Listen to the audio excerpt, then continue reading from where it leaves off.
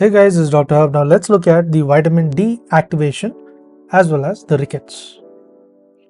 So we are going to look at in the form of the flow chart. So there is vitamin D2 and D3. So we get this from the diet. And along with this, on the other hand, there is also the UVB exposure. So UVB exposure to produce D3. So all this will lead to the next step, that is the liver. So in terms of liver, it activates vitamin D2 calcidiol. So it activates vitamin D to the calcidiol.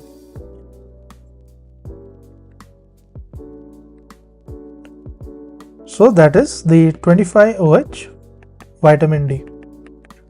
Now this step is again moved to the activated calcitriol.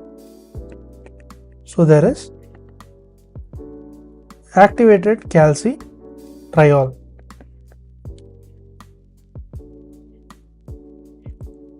So there is activated calcitriol, 125 dihydroxy vitamin D.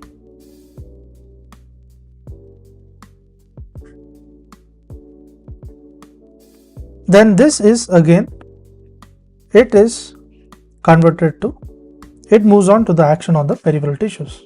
So there is action on the peripheral tissues.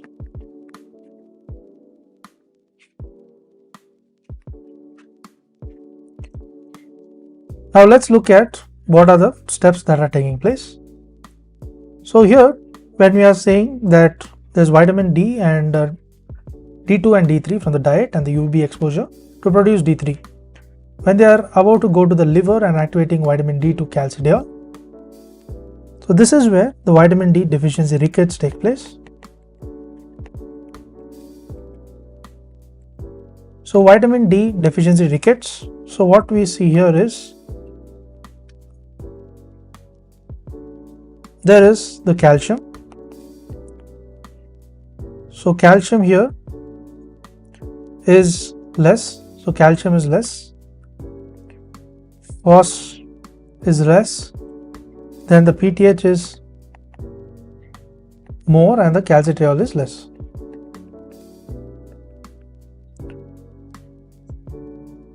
So we see that everything is low except the PTH being very high. Next we move on to the step where the liver, it activates the vitamin D2 calcidiol to the activated to calcitriol. So during this step, there is a deficiency of the alpha-1 hydroxylase.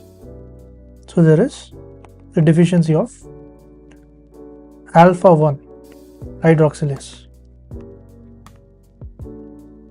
So there is deficiency of the alpha-1 hydroxylase, and this takes place in the kidney. So this is where the liver activates vitamin D2 calcidiol to the next step, that is the activation to the calcitriol. So how is the finding here? So in this step, it correlates to the vitamin D. So there is vitamin D dependent rickets type 1.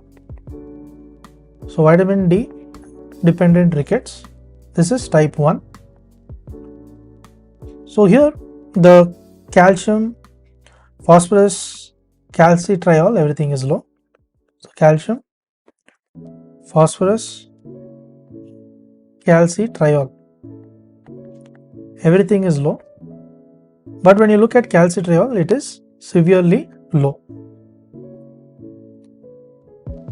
Next is the last step, that is the conversion of the activated calcitriol. So we saw a step of the activated calcitriol to the conversion of the next step, that is the action on the peripheral tissues. So here there is a receptor resistance to the calcitriol. There is presence of receptor resistance to the calcitriol.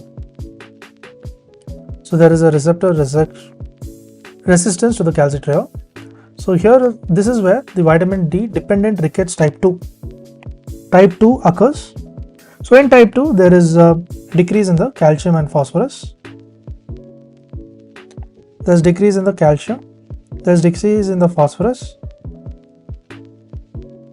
and there is an increase in the PTH and the calcitriol. Increase in the PTH as well as the calcitriol. So this is increased. Whereas in terms of type 1, only the calcitriol it was decreasing along with but the PTH was increasing.